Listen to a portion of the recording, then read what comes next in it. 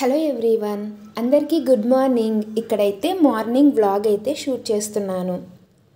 ఈరోజు మార్నింగ్ అయితే చాలా లేట్ అయిపోయింది నేను లేచేసరికి. ఎప్పుడైతే నేను 6:30 అలా లేస్తాను, బట్ ఈరోజు అయితే ఆల్మోస్ట్ 7:30 అయిపోయింది. ఇంకా లేచిన తర్వాత ఫేస్ వాష్ చేసుకొని వాటర్ తాగిన తర్వాత ఇంకా అమ్మనైతే ఈరోజు ఏం బ్రేక్ఫాస్ట్ చేద్దాము అని అడుగుతున్నాను. ఇంకా అమ్మ అయితే ఫ్రిడ్జ్లో అయితే దోశ బ్యాటర్ ఉంది తీసేయని చెప్పింది. దోశ బ్యాటర్ తీసైతే పక్కన పెట్టాను. వెంటనే దోశలు వేస్తే చల్లగా ఉంటుంది కాబట్టి దోశలు రావు. ఒక 1 అవర్ ముందైనా మనం పక్కన తీసి పెట్టాలి. ఒకప్పుడు అసలు అంబలే తాగేదాన్ని కాదు. అంటే ఇంట్లో అమ్మమ్మ ఉండేది, అమ్మమ్మ ఒక్కదే చేసుకొని తాగేది. ప్రెగ్నెన్సీ కన్ఫర్మ్ అయిపోయిన తర్వాత ఇంకా అంబలు తాగితే చాలా మంచిది అని అన్నారు. సో అందుకని అయితే ఇంకా డైలీ మార్నింగ్ ఒక గ్లాస్ అంబలు తాగిన తర్వాత ఒక 2 అవర్స్కి బ్రేక్ఫాస్ట్ చేసేదాన్ని. మొన్న ఒక 2 మంత్స్ బ్యాక్ నుంచి అయితే అంబలు తాగడం మానేశాను. వీక్లీ ట్వైస్, వీక్లీ వన్స్ అలా ఎప్పుడో తాగాలనిపించుకున్నప్పుడు చేసేదాన్ని. ఇంకా మొన్న రీసెంట్గా హాస్పిటల్కి అయితే వెళ్ళాను కదా, ఇంకా అప్పుడైతే కొంచెం బేబీ వెయిట్ బాగానే ఉంది, నా వెయిట్ బాగానే ఉంది. బట్ నాకే అనిపించింది కొంచెం ఫుడ్ కొంచెం ఎక్కువగా తీసుకుంటే ఈ 15 డేస్లో నేను కొంచెం అండ్ అలాగే బేబీ కూడా కొంచెం వెయిట్ గెయిన్ అయ్యే ఛాన్సెస్ ఉంటాయి కదా అని అనిపించింది. అందుకని అయితే ఇంకా మళ్ళీ అంబలు తాగడం అయితే స్టార్ట్ చేశాను. మంత్లీ వన్స్ ఒకసారి అయితే మాకు అంగన్వాడీ రేషన్ అయితే వస్తుంది కదా, అప్పుడైతే రాగిపిండి 2 kgs ప్యాకెట్స్ అయితే ఇస్తారు. 1 kg ప్యాకెట్స్ లాగా లడ్డు. అప్పుడు నేను తాగేదాన్ని కాబట్టి ఒక ప్యాకెట్ నా దగ్గర ఉంచుకొని ఇంకో ప్యాకెట్ అమ్మమ్మ వాళ్ళకి ఇచ్చేసేదాన్ని. మొన్నటి నుంచి అయితే మొత్తం తాగడం మానేశాను అంబలి. ఇంకా ఉన్నా కూడా ఇంట్లో వేస్ట్గా పాడైపోతూ ఉంటాయి కదా, అందుకని అయితే పెద్దమ్మ వాళ్ళకైనా అమ్మమ్మ వాళ్ళకైనా ఎవరికైనా ఇచ్చేసేదాన్ని.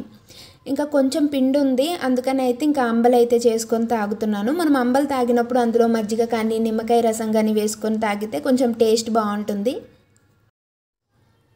ఇంట్లో అయితే ఎవరు అంబలి తాగరు. అమ్మమ్మ ఉంటే అమ్మమ్మ నేను తాగుతాం అంతే, లేకపోతే అమ్మ తాగుతుంది కాబట్టి అమ్మ కోసం కూడా కొంచెం ఎక్కువగానే అంబలి అయితే తయారు చేశాను. అమ్మ నేను తాగుతామని మా డాడీ కానీ మా హస్బెండ్ కానీ ఎవ్వరూ తాగరు. ఈరోజు మా అమ్మకైతే మార్నింగ్ లేచిన తర్వాత చెప్పాను, ఈరోజు మొత్తం కిచెన్లో పనంతా నేనే చేసుకుంటాను, నన్ను వదిలేయండి, మొత్తం నేనే చేసుకుంటాను స్లోగా అని చెప్పాను. ఎందుకంటే చాలా నీరసం అయిపోయాను నిన్నంతా. కొంచెం ఇంట్లో పనులు చేస్తే కొంచెం నా బాడీకి ఎక్సర్సైజ్లా ఉంటుంది, నేను కూడా కొంచెం యాక్టివ్గా ఉంటాను అని చెప్పి ఈరోజు మొత్తం బ్రేక్ఫాస్ట్ అయినా ఏదైనా నేనే చేస్తానని చెప్పాను. ఎందుకంటే నిన్న నైట్ అయితే చాలా నిద్ర అనేదే లేదు, చాలా బ్యాక్ పెయిన్ వచ్చింది. ఎందుకో కూడా తెలీదు.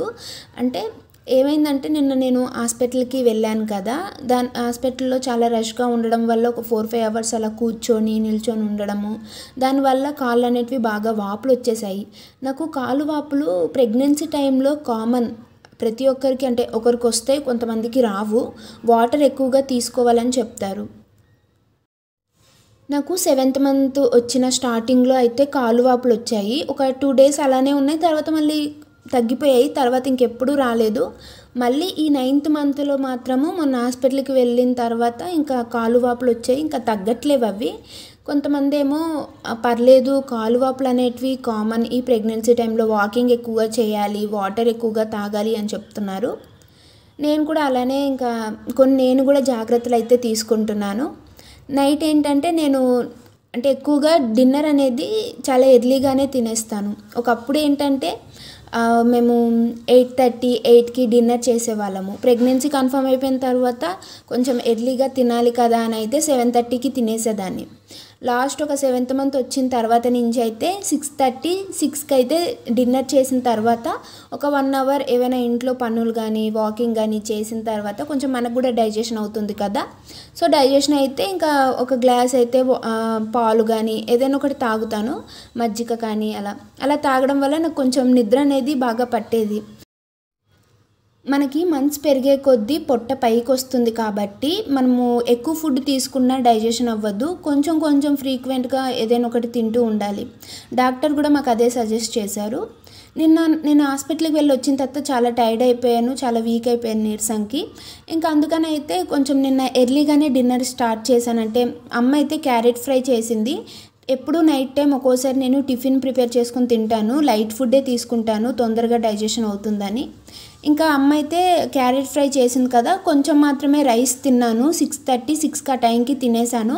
తిన్న తర్వాత ఇంట్లో కొన్ని పనులు ఉంటే అవి వెజిల్స్ ఇవి క్లీన్ చేశాను. కొద్దిసేపు వాకింగ్ చేశాను. 7:30 ఆ టైంకి అయితే అమ్మ కుంకుమ పువ్వు పాలు అయితే ఇచ్చింది. ఎక్కువగా తాగను, కొంచెం మాత్రమే కుంకుమ పువ్వు పాలు అయితే తాగుతాను. మిల్క్ తాగిన తర్వాత ఒక హాఫ్ అన్ అవర్ అలా కూర్చుంటాను సోఫాలో కానీ, లేకపోతే ఎవరితో అయినా ఫోన్ మాట్లాడడం, అక్క వాళ్ళ పిల్లలతో ఇలా ఫోన్ మాట్లాడిన తర్వాత ఇంకా పడుకుని పోతాను అంతే. కుంకుమ పువ్వు పాలు కొంచెం మనము గోరువెచ్చనిగా తాగితే మనకి నిద్ర అనేది తొందరగా వస్తుంది. నేను కూడా యూట్యూబ్లోనే చూశాను. నాకు ఇంకా ఎప్పుడు అలానే నిద్ర పడుతుంది కదా అని అయితే ఇంకా పడుకుందామని బెడ్ మీదకి వెళ్ళి పడుకున్నాను. ఒక 1 అవర్ బాగానే నిద్ర పట్టింది. తర్వాత ఇంకా మనకి పీరియడ్స్ టైంలో బ్యాక్ పెయిన్ ఎలా వస్తుందో సేమ్ అలానే బ్యాక్ పెయిన్ అయితే వచ్చింది. ఎందుకు వచ్చిందో తెలీదు, బట్ చాలా విపరీతంగా అయితే పెయిన్ అయితే వచ్చింది. బ్రేక్ఫాస్ట్ చేసిన తర్వాత ఇంకా కొన్ని వెజిల్స్ ఉంటే అవన్నీ క్లీన్ చేసేసాను. నాకు అంగన్వాడీ వాళ్ళు అయితే పిలిచారు, రేషన్ వచ్చింది రమ్మని.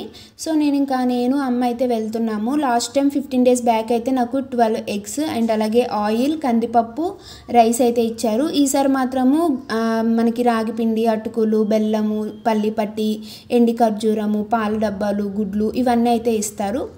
ఇక్కడ నాకు అంటే కింద మేము వెళ్తుంటే వాచ్మెన్ వాళ్ళు ఉంటారు కదా, సో ఒక అమ్మమ్మ అయితే ఉంటుంది. తను చాలా మంచిది. ఎప్పుడు ఎక్కడికి వెళ్ళినా కేర్ తీసుకుంటుంది, ఎక్కడికి వెళ్తున్నారమ్మా అని.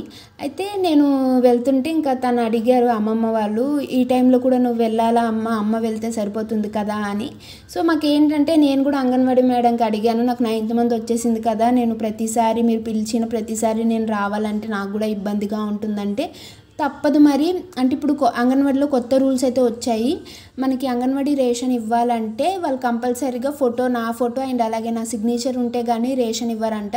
నా ఫోటో అప్లోడ్ చేసిన తర్వాతనే నాకు రేషన్ అనేది వస్తుంది. సో మరి తప్పదు కదా, దగ్గర కాబట్టి వెళ్ళిపోతున్నాను. దూరం అయితే మాత్రం చాలా కష్టమైపోయేది. వచ్చిన తర్వాత అయితే నిన్న నైట్ అయితే డాడీ అయితే చికెన్ తెచ్చారు. నేనేమనుకున్నానంటే కార్న్‌ఫ్లోర్ ఇవన్నీ ఉన్నాయి, చికెన్ పకోడీ చేసుకుందాం అనుకున్నాను. అన్నీ మిక్స్ చేసి మ్యారినేట్ చేసి అయితే పెట్టాను ఫ్రిడ్జ్లో. తర్వాత ఇంకా నాకు కూడా కొంచెం టైర్డ్గా ఫీల్ అయ్యాను. ఎందుకో బ్యాక్ పెయిన్, అంటే నాకు డిన్నర్ చేసే టైంకి కొంచెం లైట్గా బ్యాక్ పెయిన్ వచ్చింది. అందుకని అయితే నేను ఇంకా పకోడీ చేయలేదు, ఫ్రిడ్జ్లోనే అలా వదిలేశాను. ఇంకా ఈరోజు లంచ్లోకి అయితే డాడీ సాంబార్ చేశారు. ఇంకా సాంబార్ అండ్ అలాగే చికెన్ పకోడీ బాగుంటుంది కదా అని అయితే ఇంకా నేను ఇక్కడ చికెన్ పకోడీ అయితే చేస్తున్నాను. ముందు రోజే మ్యారినేట్ చేశాను కాబట్టి అంటే చికెన్ పీసెస్ అనేటివి మసాలా బాగా పట్టింది. నాకు ఇప్పుడు అర్థమైంది, మనం ఏమైనా చికెన్ పకోడీ కానీ ఏమైనా చేయాలనుకుంటే ముందు రోజే మనము చికెన్కి మొత్తం మసాలా మ్యారినేట్ చేసి ఫ్రిడ్జ్లో పెట్టుకుంటే కొంచెం టేస్ట్ బాగుంటుంది అండ్ అలాగే ముక్కకు కూడా మసాలా బాగా పడుతుంది. నేను మా అమ్మ అయితే ఎప్పుడు సిల్లీగా కాన్వర్జేషన్ ఏంటి డెలివరీ గురించి. నాకు డేట్ ఏంటంటే 9th మంత్ కంప్లీట్ అయిపోయి 10th వచ్చిన 7 డేస్కి డేట్ ఇచ్చారు. అంటే ఆగస్ట్ 18కి అయితే నాకు డేట్ ఇచ్చారు డాక్టర్ గారు. మా అమ్మ మాత్రము నువ్వు అంతవరకు ఉండవు, 9th మంత్ కంప్లీట్ అవ్వదు, మీ అన్నయ్య నువ్వైతే నాకు 9th మంత్ వచ్చిన 7 డేస్కే డెలివరీ అయిపోయారు, పుట్టేశారని చెప్తుంది. బట్ నేను అలా కాదు, నేను అలా అనట్లేదు. అంటే నేను 9th మంత్ కంప్లీట్ అయినంత వరకు నేను అంటే బిడ్డను మోస్తాను అనుకొని నేను ఎప్పుడు అలానే చెప్తూ ఉంటాను మా అమ్మకి. చూద్దాము ఏమవుతుందో, మన చేతుల్లో ఏం లేదు కదా అని అంటది మా అమ్మ. అంటే నాకేంటంటే డాక్టర్ కానీ లేకపోతే నేను యూట్యూబ్లో చూశాను, 9th మంత్ కంప్లీట్ అయినంత వరకు మనము బేబీ అనేది కడుపులో ఉంటే బేబీ గ్రోత్ బాగుంటుంది, హెల్త్ కండిషన్ బాగుంటుందంట. అంటే నార్మల్ అనేది ఇంకా చెప్పలేము, ఎప్పుడు ఎలా ఉంటుంది, ఎప్పుడు పెయిన్స్ వస్తాయో చెప్పలేము. కానీ ఆపరేషన్ అయిన వాళ్ళు మాత్రము డాక్టర్స్ చెప్తారు, ఉండు కొన్ని రోజులు ఆగు అని చెప్తారు ఆపరేషన్ కోసం. అలాంటి వాళ్ళు మాత్రం 9th మంత్ లాస్ట్ వరకు కూడా ఉండడానికి ట్రై చేయండి. చూడాలి ఇంకా నేను ఎంతవరకు ఉంటానో. నాకైతే 9th మంత్ వచ్చేసింది కాబట్టి ఎప్పుడు ఎలా ఉంటుందో చెప్పలేము. నేనైతే అన్ని వీడియోస్ తీయడానికి ట్రై చేస్తాను.